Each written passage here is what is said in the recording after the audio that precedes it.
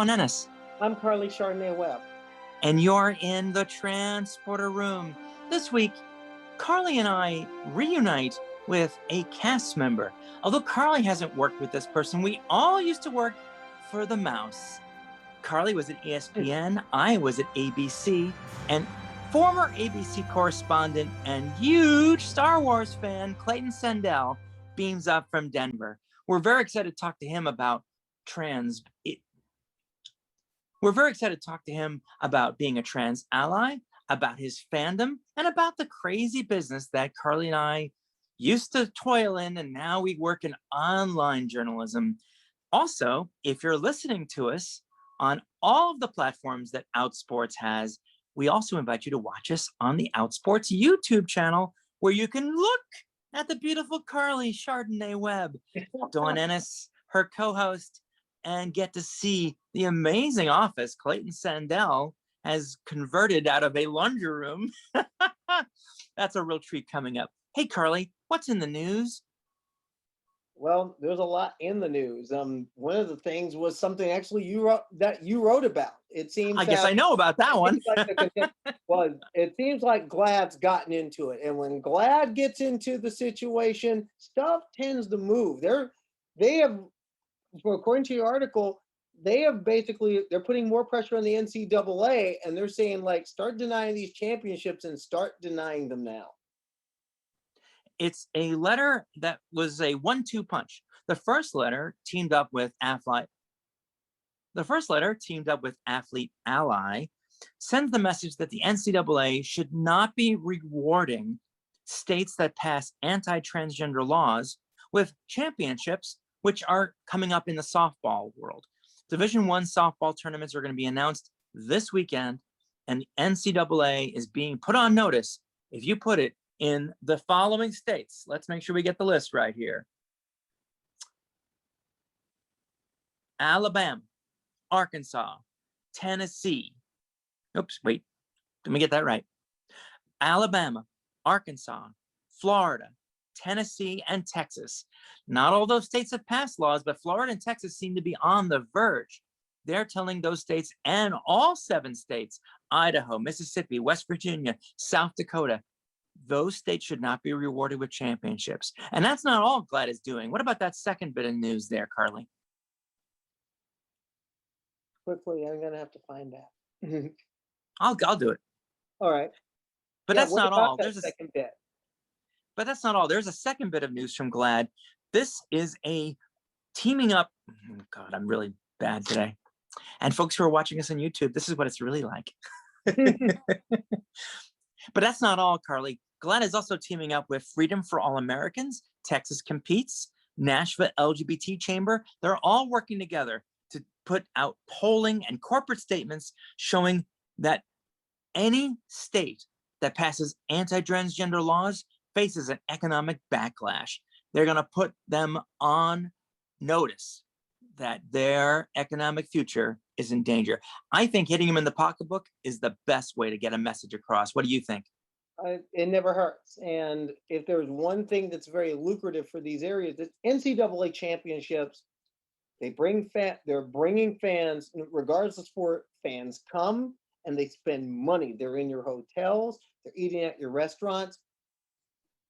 Hitting them in the pocketbook, best way to go about it. And one of those states, especially Texas, given the number of teams, especially in this coming softball tournament, which are contending teams, including the University of Texas. I don't think that the University of Texas Longhorn softball team wanted to be denied an opportunity to force the road to Oklahoma City to go through Austin and be told, no, you're going to have to go elsewhere because of these laws. I mean, if there's one thing that a lot of these schools covet, it's those home bids, because you earn them during a season. You earn, and not only that, you get your home fans, you get your home businesses some money. This is a big deal. Yes, the economic impact, even from these softball regionals, is like $20 to $30 million for the $30 when you extrapolate the number of times the money turns over. I also mentioned Texas because of something that's happened in Texas as of late. There was a bill that died in Texas, Senate Bill 29, that it would ban transgender participation in high school competition in Texas. This bill died, and it was revived by Representative Harold Dutton, Houston-based Texas Democratic representative, and it was revived because Harold Dutton wants to play a game of political retaliation for a bill that was killed by a number of his colleagues, which would have given state control of the Houston school district, the largest in the state. In exchange for not allowing for this state control, which really would have been privatization. The state was going to be working with an educational consortium with some private educational company. It would have possibly been a privatization. A lot of Democrats were against it. They ended up killing the bill. Harold Dutton, in retaliation, worked with a group of Republican legislators to revive Senate Bill 29. Now, I know someone from Houston, and so do you, who God rest her soul, rest in power. who Representative Dutton, the ghost of Monica Roberts, will haunt you for a long time to come. If she was still alive, you'd definitely be getting a Shut Up Fool award. You'd definitely be getting it. The conservative fools, even if the Democrats. No, you're a even conservative Democrats. fool now. Representative Dutton, you realize you're not invited to the cookout. I'm really surprised, and it's all just mean spirited. He's doing it because he got his bill. Oh crap! Hang on. Sorry, folks. That's what happens sometimes. Alarm goes off. I have to go get Liam very shortly, so let's make this quick. Okay. Let's wrap up on Monica, and then we'll go. No, it's just a matter of Representative Dutton. Monica Roberts is going to haunt you for a long time to come. You would have gotten a Shut Up Fool award for this. This was horrible. I mean, this is not what I had in mind in terms of reaching across the aisle. This is mean-spirited and cruel to add to what's already been mean-spirited and cruel in Texas. Let's talk about House Bill 1646, which would basically tell a parent who affirms their child they're a child abuser in the eyes of the laws of the state of Texas. It's shameful. All these bills are shameful. 120 bills across 33 states gone. I hear you. I hear you. It's all in the news. And, someone who really, I miss his daily reports covering the news, Clayton Sandell. He is a former ABC News correspondent and a friend. I used to produce for him. I also worked with him on Good Morning America when I was at the assignment desk. Let's set coordinates for Denver, Colorado. Setting coordinates for Denver, energize. I wasn't sure if we'd be able to beam up somebody from the Star Wars universe. I know, it's that cross-platforming thing. Yeah. Clayton, it's great to see you again, to talk to you again.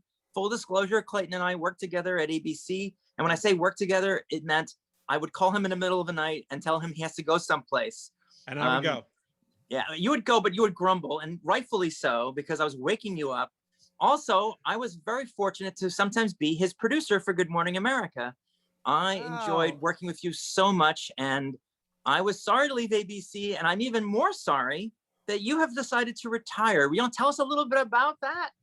Well, it was not exactly by choice. We were kind of swept up in the round of pandemic-related layoffs, and I think that even though more people are home watching TV and ratings and revenues seem to be up, the parks are still closed. Mostly the movie theaters aren't selling tickets. ESPN got really hard and hit really hard. And I think it just finally trickled down to ABC. So it was, however, I think a blessing in disguise. There are a lot of things that I've wanted to do that I'd been thinking about and had been coming up on my 20 years at ABC last September. So it was just kind of a confluence of things that meant that I left. My last day was in February. So looking for the next right thing, trying to be picky as picky as possible to find something that I believe in and something that I think would be fun to do. So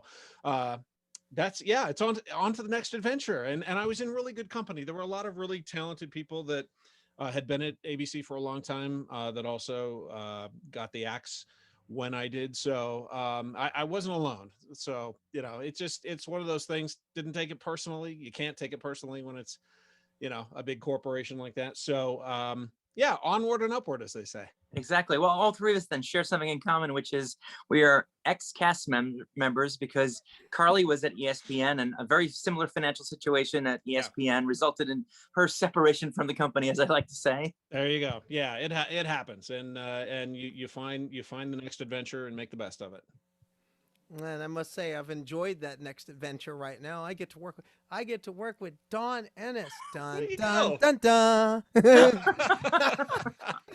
But no, Clayton, looking back at your career, and you've had the opportunity since being at ABC News starting in 2000 to see really from the ground floor, definitely one of the most groundbreaking, I mean, historically groundbreaking news operation at ABC News, going all the way back to the original creation of World News Tonight and Roone Arledge to now you've had an opportunity to do a lot of great things. What's the best hard news thing you feel you've done, and the best features off the beaten track thing you feel you've done? You know, there's so many. Gosh, I would say, you know, a lot of the best parts about this job is that you get to meet such a wide range of people in such a wide range of situations. Some people you're meeting on the worst day of their lives. Some people you're meeting on the best day of their lives. And, you know, as far as sort of the big stories that I got to cover, I really enjoyed covering the disappearance of Mh370. I went to Malaysia and Australia for that. I was gone on the road for like a month. Flying with the Royal New Zealand Air Force, doing search missions and all sorts of different things. You know, those things are, and of course, things like wildfires across the West. I've covered more wildfires than I can possibly remember, but each one of them a little bit different and affecting their communities in different ways, and some of them incredibly heartbreaking. And then I was thinking of, you know, it's not all bad. It is a lot of natural disasters. It's a lot of, you know, mass shootings, frankly, Aurora. wildfires. I remember Aurora. Yeah, the morning of Aurora. I was out there fairly early that morning. Yes, you were. And I, you know, but so it's a lot of bad stuff. It's a lot, you know, people doing bad things to each other. But I was actually thinking about a really fun, quirky story that was kind of fun and uplifting the other day. There was a story, I don't know if you remember this, Dawn. We did a story on stolen valor. So the original story that we did had to do with a guy that had gotten in trouble for going to an army surplus store, purchasing some medals, and then claiming to be a combat veteran, claiming to have military credentials that he didn't have. So obviously he got in trouble for that. So as part of our story, producer Carol McKinley and I went down to Colorado Springs, and we went to an army surplus store just to demonstrate how easy it is to buy medals like these, prestigious medals like Purple Hearts and, you know, service crosses and all sorts of different things. And so we ended up buying a Purple Heart for like 10 or 15 bucks. So we did the story, showed how easy it was to buy a Purple Heart. And at the end of that, Carol and I are standing there and we're looking on the back of this Purple Heart, and it's got a name on there. And it's the name of the guy's name was Taft Joseph. And just as on a lark, really, we decided to see if we could find out who owned this Purple Heart. And so I started making some phone calls. Carol and I started doing some research, and I got Taft Joseph on the phone. He lived in Overland Park, Kansas, and he thought I was a telemarketer. So he kept hanging up on me. I'm trying to call him, telling him, I think I've found your Purple Heart. And he's thinking, who is this guy? Hang up. So I called, we, you know, through our research, we had found some of his relatives, and we reached out to his brother, and I explained the whole thing to his brother, and he said, okay, I'll find out. I'll make the call for you. And turns out Taft Joseph had moved from one house to another years and years ago, and in the process of the move, the box with his Purple Heart had gotten lost, and he had no idea where it had gone. And he had his medals on display in the entryway of his house in Kansas, and there was a Purple Heart, but he always used to tell people, that's not my real Purple Heart. That's not the real Purple Heart. So Carol and I were able to go to Overland Park, Kansas, return this Purple Heart to him. And then we made that a whole story, I think, for World News Tonight. So, you know, there's a lot of bad stuff, but every once in a while you get a really fun kind of heartwarming story. And of course, the Star Wars stories were always fun too. And ladies and gentlemen, that's what made Clayton Sandell, and still makes Clayton Sandell, a great journalist, because he saw an opportunity and he said, there's a story. And there's another story, and then there's another story. Great job. I did notice, Karleigh, have you noticed there's something unusual, Clayton, behind you? I'm sure the people who are watching us on YouTube, instead of just listening, may have noticed there's something behind you that tells us a little bit more about you besides being a journalist. Yeah, you might guess that I'm a bit of a Star Wars geek. A bit? I was, A little bit. A little bit. That looks like the combined Incom Cinear Fleet Systems Museum behind you. Yeah, this is why you watch us on YouTube, folks. Exactly. And most of this stuff was like lying around. My son would play with it, and then during the pandemic, finally decided I was going to paint the wall, get a few nails from the hardware store, and put it on the wall, and actually organize it. And it's in your office, not the living room. No, this is my basement. Yeah, right over there is the washer and dryer. I'm relegated to the laundry room office. Yeah, this is the only place my wife lets me put this stuff. I was gonna say, I have a feeling there's a wife in this. Yeah, exactly. But yeah, no, Karleigh, I know you're a big Star Wars fan. I don't know how old you were when you saw the first movie. I was 4, and it just locked itself into my DNA, and just never looked back. Wild. You're talking about the original New Hope. I was 6. Okay. Oh, yeah, you two people. Oh my God, I was 13. Okay, I'm the old person here. And let me just remind everyone, you kids out there, the very first time I saw it in 1977, it was not called Episode 4: A New Hope. It was just Star Wars. Yeah, it was just Star Wars. But it started with Episode 4. No, it didn't. They re-edited it. That was something they added in later. Yeah. Okay. I can run with that. Yeah, because listen, Lucas loves to go back and fiddle with things. But Clayton, I'm just wondering if somebody gave you the cockpit door to any Star Wars vehicle and said, this is yours to fly, what would you choose? So yeah, it's been a fun sort of side. I call it my side hustle. Star Wars was always my side hustle because I was always doing the regular hard news stuff, and then was able to do a fun Star Wars story every once in a while. I think we had a video connection issue because okay. Karleigh asked you a question. Well, one thing I saw what you did on Rogue One, which is pretty awesome. Mm-hmm. In fact, I've seen a lot of your Star Wars work. That's how I know your name more than anything else. Was the Star Wars stuff you've done, which was very impressive. But I'm just wondering, let's say Mace Windu comes along and hands you a briefcase and says, here's the keys to any Star Wars vehicle you want. You can pick one. Which one would you take? Oh man, it's hard to beat the Falcon. It's hard to beat the Falcon, but we were talking about the fighters a little while ago. I'm a big fan of the A-wing there on the wall. It's like it feels like the Porsche of space vehicles. Even better than the X-wing. It seems faster, more maneuverable, all of that stuff. So I guess it depends on the mood. If you're kind of going on a long road trip, you got to go with the Falcon, right? But if you're just tooling around your favorite, the Endor system or something, I might go with an A-wing. Let me tell our listeners and the viewers on YouTube, if you don't know what kind of a geek Clayton is, watch his tour on the website that we link to in our comments of Disneyland's Galaxy's Edge. Yeah. Clayton shows us the authentic tracks that R2-D2 left in the desert and how they've been recreated. He goes up to some of the props that are there and he sees binoculars and he sees the helmets, and he has such great deep inside knowledge. I love that you're not only a tour guide of that on that thing, but also a participant. You even fixed the Millennium Falcon at one point.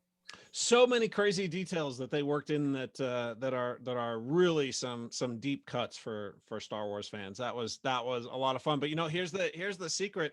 So when Star Wars Galaxy's Edge was being built, I was actually there during the construction phase when it was still, there was no concrete poured, everything was dirt. And I actually walked into the Rise of the Resistance ride and kind of walked through it, but I've never been back when it's been open. So I still haven't ridden Rise of the Resistance, even though I was inside of it. I saw it during construction, but sadly, I've never been on it yet. The pandemic and everything else is just that's true. So tell me this, if you're the Star Wars fan, I think you are, what's your opinion about going back and adding special effects to some of the movies and the way that Star Wars has evolved from the first trilogy to the last trilogy? Do you have an opinion on how Star Wars has changed in your lifetime? It's as far as going back and changing things, I kind of feel like, and I've always kind of felt this way, this was George Lucas's candy store, right? And he was the guy. I will forever be grateful for him for introducing us to this world and to these films and to these stories and characters and ideas, right? The idea of good versus evil and light versus dark and taking the right path and helping your friends and all of that. So I really, it doesn't bother me particularly, when he goes back and changes thing. The thing that sort of stands out for me, or stood out most for me over the years, was the hand shot first. That seems to be the Han and Greedo, that seemed to be the most illogical of some of these choices, and perplexing personally. But again, if he wants to do it, it's his to play with. And I still somewhere, I think in my filing cabinet in there, have some of the old original unaltered VHS tapes. So Same. I really wanted to go back. Makes three of us. Yeah. So if we really want to go back, we can pop those in from time to time. And it's been so long now since he's made some of these changes. I go back about a year ago. I think I looked at the original Star Wars just to see how different it is, and it's really different. Oh yeah. You forget how many changes have been made, and there's some people on YouTube that have done sort of comparisons over the years. So I really don't mind if he wants to change it every once in a while. It's we still have it. And the new incarnations, as far as the Last Jedi and Rise of Skywalker, Mandalorian, still a fan? Yeah, definitely. I liked the sequel trilogy. I loved The Last Jedi. I liked all of them. Were they my favorites? No, but I still appreciated them on some level. The TV show, Mandalorian, has been fantastic, and I have really enjoyed it. It's something we as a family came together on Fridays, to watch it. So that was fun. I like the fact that my son, who is 7, and even my daughter, who is cynical 17, we would all sit down and watch it on Friday. And so that's been a lot of fun. I'm looking forward to the ones coming. I loved the standalone movies. Rogue One was absolutely one of my favorites. Yes. Very good. After Empire and Star Wars, the original, it's my 3rd favorite movie. Yeah, absolutely. So because of that, I'm really eager to see what they do with the Andor series and Diego Luna coming back, which will be awesome. So yeah, I think there's a lot to love, and there's a lot, the thing is, there's so many on-ramps to the Star Wars highway these days that you don't have to love it all. If you're not a fan of the animations or the cartoons, that's okay. That's cool. Some people are. And I had a sort of, almost like such an odd reaction to seeing Jar Jar Binks for the first time. Like I just didn't feel like Star Wars didn't fit. But my son, one of his favorite characters. So you got to remember the philosophy behind all of this, that George Lucas said, this is for like 8 to 12-year-olds. This is what this universe was created for. So you got to remember that and keep your perspective, and it's all good. I just always saw the Star Wars universe has something for everybody. Yeah, and exactly. it just kind of it evolved with the times and evolved with the fan base in a lot of ways. Like I will always love the original. I'll always love that original 3. Yep. Especially original Star Wars and Empire, because those were, I mean, at the beginning, those were paying a homage to like those old 1940s and 1950s just action sequels. You know, you go in, you pay 25 cents, and you get 2 hours of really good mind candy. Until you got to that second film and realized there was a lot of deep things to that mind candy. Until you got to Empire and you realized, okay, there's some deeper things to it.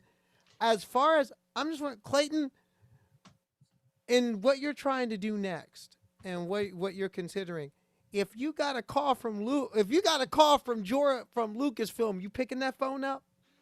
I would probably have purchased my airline ticket and would be there before even, answering the phone. Yeah, I absolutely. Yeah, for sure. Yeah. If there was the right fit, it's one of those places that from the moment, that movie hit the screen, and Return of the Jedi left the screens, I was still into it. I kind of pivoted to wanting to learn more and know more about how the movies were made over the years. So I was a big behind the scenes geek, and the models and the visual effects and all of that stuff. I really kind of steeped myself in a lot of that lore. So I have a deep appreciation for the creators and everybody from the artists to of course John Williams, and the music and the behind the scenes creators, the creature builders, all of that stuff would be something that I would love to dip a toe into if they ever asked. So if you're listening, Lucasfilm, I'm here. I'll have to call George after this. Of the stories you've told about Star Wars, which one is your favorite? Oh my gosh. Well, there was a whole bunch of stories around Rogue One. I kind of felt like Rogue One was the first time, I had been to some of the fan conventions, I had covered fan films and things like that, but Rogue One was the first time that I was asked and was lucky enough to interview the cast of a Star Wars film, to interview some of the artists behind it. So that one was kind of a personal milestone for me. I really, really loved it. There was so much. It was like the first time covering that. It was the first time we went up to Skywalker Ranch, for example. So there were just many, many firsts for me. So I'll never forget it because of that. But a lot of the smaller stories too. And there was a story that I did on a kid named Nicholas, whose dad, he and his dad would dress up. They were in the 501st, the costuming group.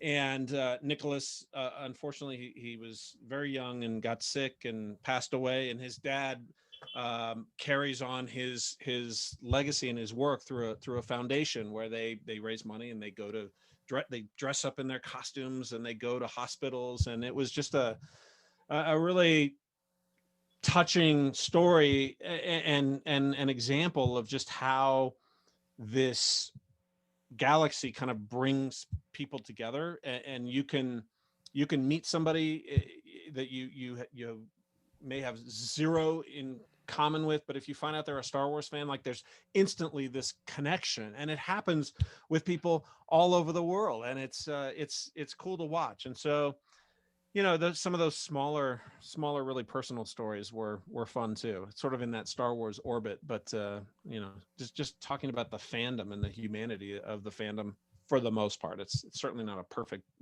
space at the moment, but there's a lot of good in it. It's hard being a journalist and a fan, because I know I've interviewed all the cast members of Star Trek Discovery, and I have to turn off the fan and that fangirl I'm talking to, Anthony Rapp or Doug Jones. But if you could ask Mark Hamill or any of the other living Star Wars actors, since you're a journalist, what question would you ask? My problem would be, I'd want to ask Mark Hamill, do you ever get to Tosche Station? Yeah, right. Exactly. It's so hard. It's so hard because I feel like there's no question anymore that they haven't been asked a million times. And I'll divert just slightly by saying that when I finally had a chance to meet Harrison Ford, one of the things that I decided to focus on was more the pilot aspect of his life, aviation.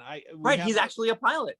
He is, yeah. Not yeah. not such a good one. Sometimes he crashes. Yeah, exactly. Yeah, right. And so you know, I saw him, and we have a mutual friend here in Colorado, another pilot friend that he flies with occasionally, and so that was sort of my in. I decided to instead of asking him a Star Wars question, which I kind of feel like he's very kind of gruff and kind of indifferent about, we started talking about aviation, and that was like this great, you know, chat and that sort of entree into his world and something he was excited about. So that yeah, it's so tough because they've all been asked these questions over and over the years. Yeah. Well, one thing I want to ask you, in your 20, let's say if you got a mission saying we want to remake the original Star Wars using entirely ABC News people that you've worked with for the last 20 years, how would you cast episode 4 World News Tonight? Oh boy, that's a good one. Episode 4, World News Tonight. Let's see. Well, you need your Luke, right? So you need your Luke. So I guess that would have to be, you know, the prominent. I guess you'd have to go with David Muir. Yeah, I agree with that. See, I could see Muir Solo. I can Oh, really Having worked with David, I'm Solo not sure that would work, but okay.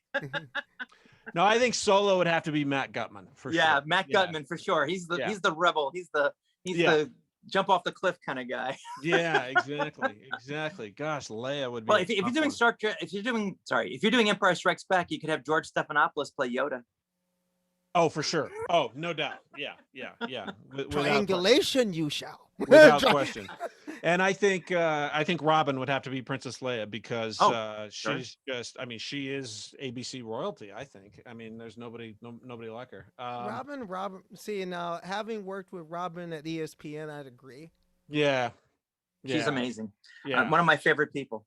Yeah, absolutely. We covered, I was her field producer on the West Front of the U.S. Capitol during Barack Obama's inauguration in 2009. And our duty was to try and find famous faces in the crowd that we could put on our special events coverage that was happening on ABC. But what was so funny is that Robin was so much bigger a celebrity in a lot of ways than most that celebrities were coming up to her wanting to she's just, it was so funny.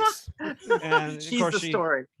She of course handled it as graceful as she always she is amazing. Yeah, what was that like, by the way, to be a producer on such a day as that wasn't just, I mean, one thing, inaugurations are always history, but this is probably the most historical inauguration in my lifetime, to me, in my mind, is seeing the first president in the history of this nation that looks like me.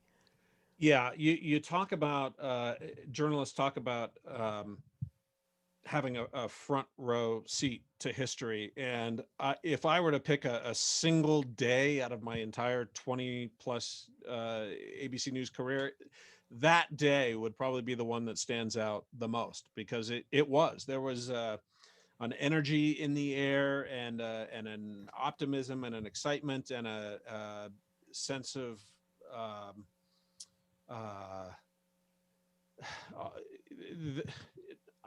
trepidation is not the right word, but just a sense of anticipation for what was coming that I just had never experienced before in a news setting like that, and I don't think I've experienced it since. It was incredible. We were standing down there, and we weren't close up. We were sort of halfway back the crowd that was on the sort of ground level, but yeah, the sense of optimism among the people that were there, who of course were supporters of his, but was just electric. And like I said, no other day, professional career day, compares to that one. I want our listeners and people watching on YouTube to understand Clayton is not just an esteemed journalist, not just a Star Wars geek, but he's a trans ally. He and I are both friends of the only other transgender on-camera reporter in America besides me, Eden Lane. And Clayton, I was wondering if you could tell us how you know Eden. Eden and I, having worked in the same sort of orbit, got to be friends. I admired her coverage of the local Denver theater scene. Nobody was doing that in the depth and scope that she was, and I don't think anyone has since. I mean, there's she was able to do it with a real passion, and so we kind of just became friends online, and then we've had lunch in the past, and we have tried to make plans to get together again. And of course, the last year plus has kind of been not great for meeting people in person, but yeah, I have been a big fan of hers and kind of cheer her on. I know she's really working it and doing great work, and up against all kinds of challenges, which I applaud her for taking on. But yeah, she's great. I'm a big fan of her work. Same here, and I'm very fortunate to have met her in real life on a cross-country trip. I made a detour to Denver just to meet her. Oh, nice. And Okay. we want Eden to keep following that dream. I tell her all the time, every day you're in a newsroom, you're making a difference. And it shocks me that there are no other transgender on-camera reporters besides Eden and myself. It's crazy. Oh, by the way, Eden, we want to beam you up. Oh yeah, absolutely. Yeah, we're calling you. We're calling you out. We want to beam you up because I've heard of Eden, but I've never saw them report yet. And and there's somebody I would want to meet. Absolutely. And so, hey, let's make this happen. That would be a great appearance. That would be a really good one. No, it's true, and it's hopefully we'll see more people sort of following her path. I think. And I know I'm not saying anything revolutionary here, but it is also not just getting people on camera, but it's the decision makers. It's the people that decide. Exactly. It's the people that decide what stories are going to be covered. That where you also have to have that representation. So hopefully there'll be some inroads there as well. It's just it's two parts of the same coin. It's a great way to end it. You have to be in the room where it happens, right? That's right. Exactly. Clayton Sandell, thank you for taking time out of your Star Wars life, and we wish you the very best. I know that you're going to end up in a much better position. And George, give him a call. He's available. Yeah, call him, George. Yeah, George, call me. I'm here. And while you're at it, call Dawn and I. We want to have a spot in the next series somewhere. We'll drive you to Skywalker Ranch. Hey, I want to be that. I want to be the extra X-wing pilot in some series somewhere. Yeah. I was going to say, you don't even need to see my face. I'll put on a big rubber mask and stand in the background. That's fine. No problem. I'll do see, I'm okay with you. I'll watch you guys. I'll pay money and I'll eat popcorn. I want to be in Star Trek. That's my goal. I want to be in both. Okay. Live long and prosper, Clayton. Yeah, thank you very much. And may the force be with you. May the force be with you. With you as well. Thank you so much for having me on. It was a real treat, guys. Karleigh set the coordinates. Denver, Colorado. Beam them back down to the Star Wars universe. See you later. We're all clear, kid. Let's blow this thing and go home. Energize. Give the Wookiee a medal. Thanks, Clayton. This was great. Oh, you bet. Yeah, let's do it again sometime. That was fun. I really do appreciate it, and best of luck. And I must say, I enjoyed all the Star Wars things you've done. Oh, well, thank you. All that reporting is, to me, it was on par with the original Making a Star Wars documentary. Oh, that's so cool. That's absolutely. It is. And I gotta say, your work on MH3. I mean, honestly, that was like one of the last stories I worked on at ABC. Which one? I was MH3. The missing plane. Right. I was just in love with how you told the story to people, because one of the things I teach in journalism is sometimes you have to report on stuff you don't know. And by telling our viewers what we didn't know and why we didn't know it and why there was so much red tape and bureaucracy, I thought you blew it out of the water. Well, that's a bad expression. But you see, that's the thing. But you see, that's one of the things, because I saw your reportage of that as well. And that's one of the biggest things, is that people, it isn't important that journalists know all the answers, but we ask the right questions. And in that reporting, a lot of the more so than a lot of other reporting on it. It wasn't sensationalized. There was a lot of right question. To me, you did better reporting than people on the ground with, say, like Network 7 or 10 in Australia. The locals, yeah. the The locals. Yeah, locals. with the people who are there on the ground. I mean, Bulletin Otama really could have used you showing them how to do it. So true. Wow, Clayton, I will tell you, you're I very miss kind. being in TV news every day ending in Y, but I don't miss the assholes.